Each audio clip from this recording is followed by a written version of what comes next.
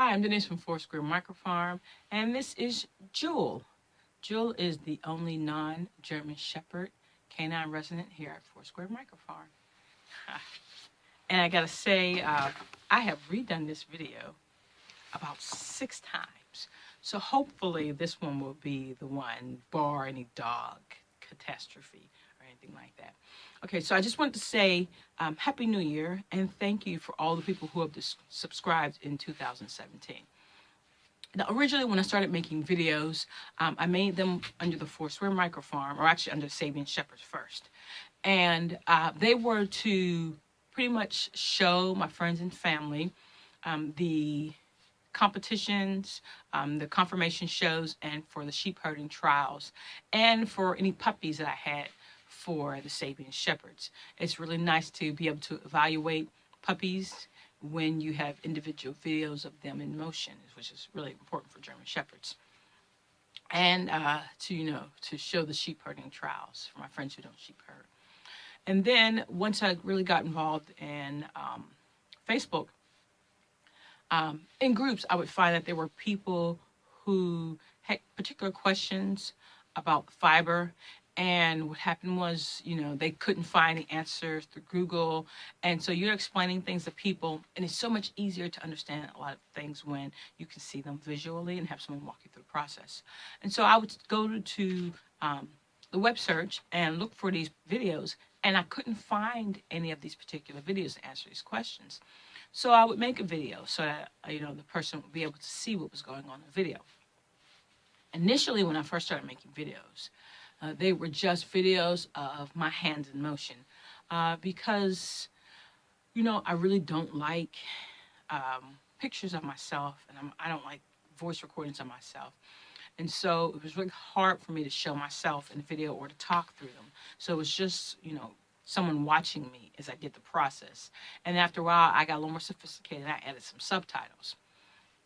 One of the things I realized was that when I watch videos of people, I really don't like the videos where they're just working through with their hands or, doing the craft and they're not talking, because what happens is a lot of times I want to do the process while they're doing it step by step. And if they're not talking, that means I'm constantly looking up from what I'm doing in order to see what it is that they are doing. And I find that a little complicated. So then I decided that I would have to go ahead and talk through the videos anyway. And then a lot of times I talk really fast. So I had to work on slowing down the talking so that it would, go with the videos. And I'm such a really intensely private individual. And so it just was really hard for me to be satisfied with what I was recording on the camera. So after I had started talking through the videos, I found that there were some instances where it was easier to follow along if you had a wider shot of me doing the video. So then I decided that at some point you were going to have to see my little shiny face. And as much as I don't like taking videos or anything like that, it just became a necessity. And so I had to really get comfortable in that comfort zone. And the biggest thing about videos, anyone who's making videos, which is why, I can't remember who started, but there's a comment kindness thing that's going on Facebook where, like, basically if you don't have a kind comment to say, like, stick it in your pipe, because it's not easy for everybody to make these videos. They're putting something out there because there's some type of need, or they feel there's some type of need. And so some of us really have to push past, our introvertedness in order to make these videos. So just be kind. And so far my viewers have all been kind. But my biggest thing for me about making the videos is I had to get comfortable with talking and teaching. And it's funny to say because I've been a teacher for the past 14 years. But it's different when you're teaching elementary school kids than it is when you're teaching adults of your own age. And as a new fiber artist, relatively new fiber artist, I also had to get into the point of my craft where I felt comfortable that what I was saying and doing was of the same quality of the artists that I watched and read about and studied. Because I didn't want to be the new person who just like suddenly discovers yarn and is going to sell their stuff, a month from learning how to spin, or suddenly just thinks that they knew it all. So I really had to research, and then I had to um, demonstrate myself. So I had to work through this process all myself before I felt comfortable with teaching. And it wasn't that I didn't know who I was. I very much know who I am. It's that I wasn't sure if what I was or what I am was enough to give to anybody else yet. So I had to really, feel as if I was at a point where I could share with others. And that's really important for me. Some other people just jump right into it and they start something they just want to share with you. Or sometimes that's not a bad thing. Sometimes people want you to take that journey with them, and that's great. But for me, I really wanted to get to a certain level of what I thought was good enough before I share with other people. So that was complicated. And then to complicate with the fact that since I don't really like pictures or videos, I don't take them a lot. I almost never take them. And so I had to develop the video skills to do these videos. So my first couple of videos, they're dark, maybe they're shaky, the angle is wrong. I really had to fool around with that. Yeah, getting the lighting. And even this video, I took about 5 different times. And then after I finally got something where I thought it was good, the lighting was really poor on the computer. So I had to come back for the 6th time and do the lighting. So I'm learning all that stuff. And then I really didn't have the gear in order to, make them right. So I had an okay kind of camera, which was, I think it's probably about 15 years old at least. And then I'm not a big cell phone person, so I had a flip phone. It didn't bother me at all. The only reason I use my smartphone now is pretty much for apps. And so I didn't really have, some good stuff. So I had to borrow from my dad, borrow from my family, and really kind of decide what I needed. And then two, these crafts are not really a full-time sustainable business.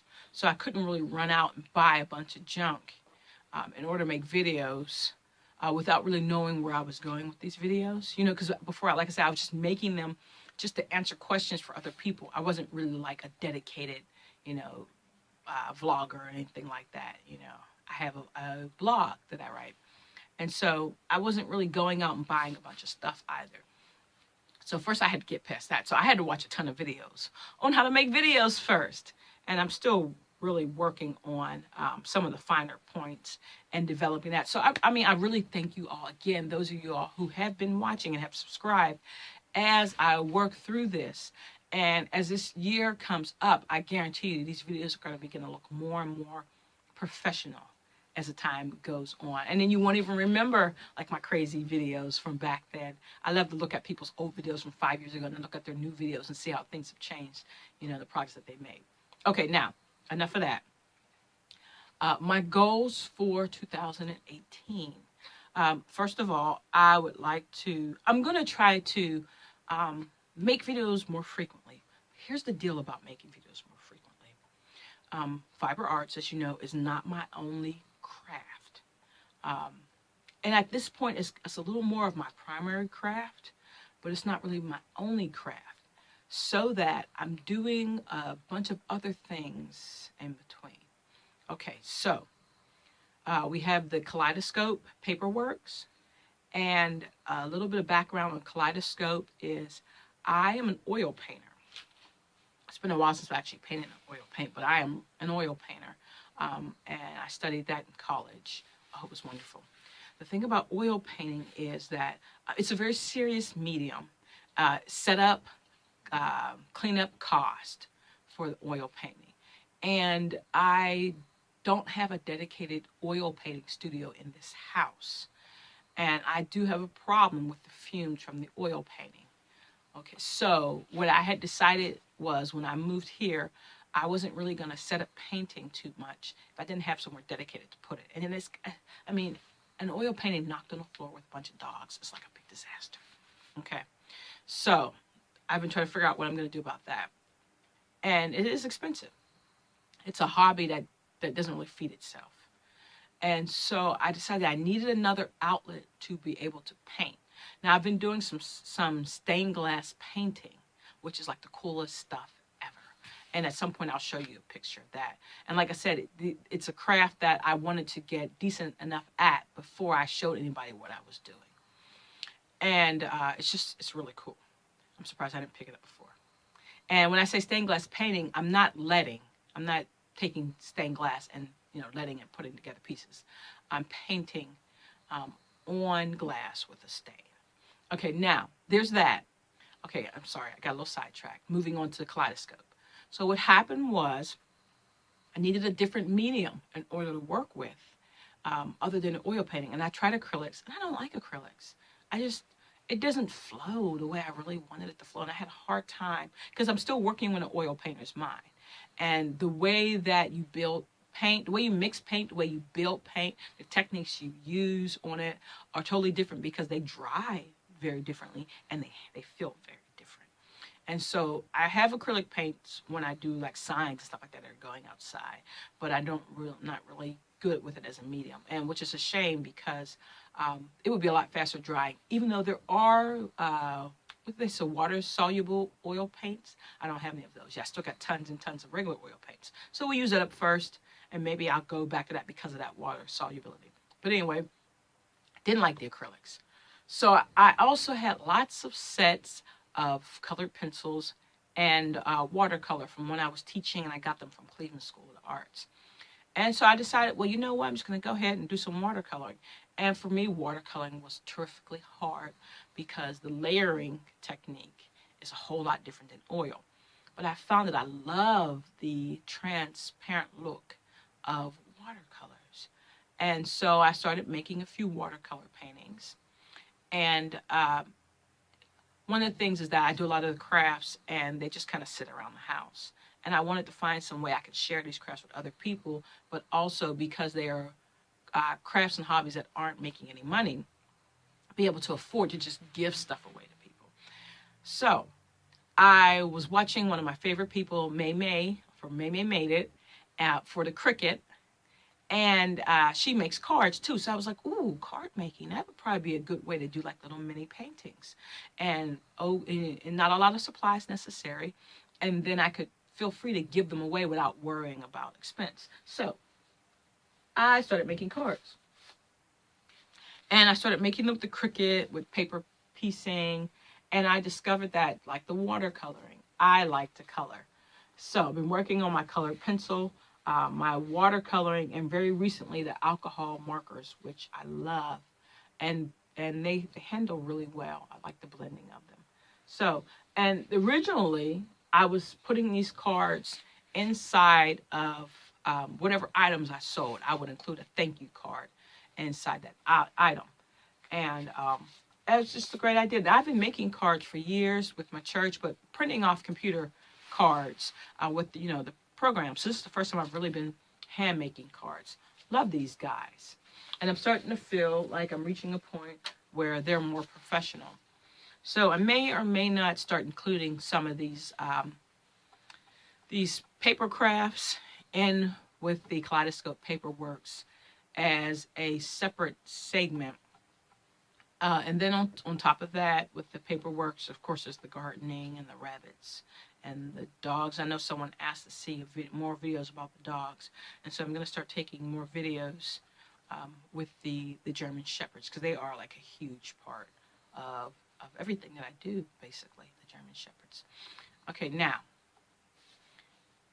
going back to the fiber arts, since most of you watching this are fiber artists, the thing about making more videos, I can't remember if I said this, I've been talking so long, I hate when that happens.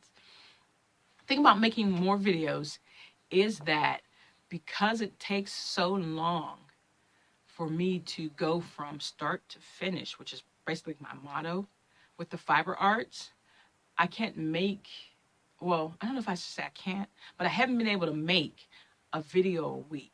The only way for me to really make a video a week is to include one of my other crafts. Or to include more breed studies. And still, I don't really think I get through a breed study a week. So here's what I've decided to do. My goal for this year is to do weaving, spinning to weave, because I am a seamstress more than anything else. That's pretty much the first skill, that and gardening, I learned when I was, before I even hit my preteens. That's what I was doing as far as crafts are concerned. So all of this pretty much has gone to me making my own fabric for sewing. So that since that's going to be my base, what most likely will happen is I will have the breed studies, and I will save those small breed study samples for knitting. And then there'll be huge process videos, and they're going to be long, and they're going to be kind of, they might even have to be in segments like the Jacob one. And I will start from the very beginning, like you saw the Jacob, and you still have to see part 2 of this video, but I'm going to go ahead and put this on. Oh, I'm going to try to put it on so you can kind of see what I'm saying. These process videos, which go from start to finish. Okay, so you see a finished product. And then there'll be some weaving videos where I'll talk about just the weaving, and I'm going to make fabric. So I'm going to do a lot of weaving for yardage. And then there'll be separate sewing videos. So outside of the project videos, which will take you pretty much from start to finish, the weaving videos will eventually have like second components where I'll just pull out something that I've woven and do that for the sewing video, or even store-bought fabric and sew for that one. So I'm going to try to break this up. I've been working on that because what I didn't want, well, I should say what I did want. It's easier to say what I did want. What I wanted was for someone to be able to go to my channel and whatever particular craft they are working on, find a specific video on that craft. So that's why I separated the breed studies from behind the wheel, or separated them from the different studies. So the Angora videos are pretty much all by themselves. They are specifically for my Angora bunny spinners as a separate video. So they're always listed as Angora something. And then the breed study videos, I want people who are doing in the breed study groups to be able to quickly identify which video is a breed study video. Now, sometimes in the breed study videos, I've done a process video with it. That happens, but still, it's the process video because it is a breed study video. And then there's just the random spinning videos. And those are technique videos for something particular or particular yarn I'm spinning. And then there's the weaving videos where I don't even discuss where the yarn came from. Well, that's not the main focus, where the yarn came from. The main focus is the actual weaving itself and the finished woven product. So I'm going through the past videos and trying to label them and differentiate so that you can easily tell which videos are which. So that's something that's still a work in progress. I'm learning to get more and more organized. And the more organized I get, the more this thing takes on its own life. And it's really, it's like having a second full-time job that's not paying you. And so just be patient with me as I work this out, and consider the fact that this is not a paid venture. And so I kind of have to try to fit things in between all the other stuff I'm doing. But I am really dedicated. My heart is really dedicated to being able to put out this information, because I know what I would have wanted to see and what I want to see as a crafts person. I know that when I search these YouTube videos and I can't find what I'm looking for, that someone else is looking for it too. And so I'm making these videos in order for people to have access to this information, to be able to find it and to be able to see it in action. So once again, I just want to thank you all for subscribing, for watching. I hope you have a wonderful and blessed 2018 as we go into this together, as we go into our crafts together. You know, always we're striving for, you know, excellence, to have something that we can be proud of. And so just know that you're not alone. We're taking this journey together. We're going to get this done. We're going to do what we want. We're going to have something that's satisfying. We're going to have an experience that's rewarding, and something that we can also enjoy at the same time. Now, if anyone has any suggestions, I know I still have to do the Angora Miss video. And I don't honestly don't know why I keep putting that one off. Probably because it's just a really heavy topic. I'm going to have more gardening videos, process videos, as the season progresses. I said I'm going to do more dog videos. Maybe I'll take you guys to a rabbit show, have a rabbit show video or something like that. Um, just to, open up some other aspects of the things that I do. But I'd love to hear from you, any suggestions that you might have.